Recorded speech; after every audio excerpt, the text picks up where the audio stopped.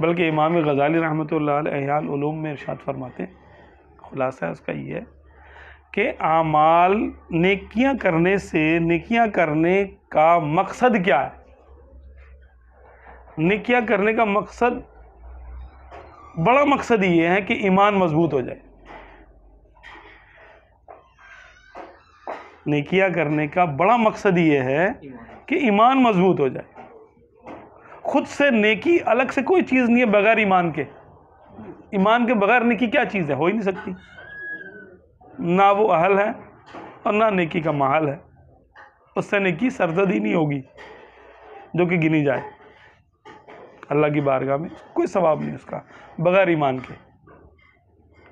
نیکی کرنے کا اہل وہ اس وقت ہوگا، ایلیجیبل اس وقت ہوگا جب ایمان لے کر آئے گا، چاہے تقلیدی ہی صحیح، کمزور ہی صحیح، ناقص ہی صحیح۔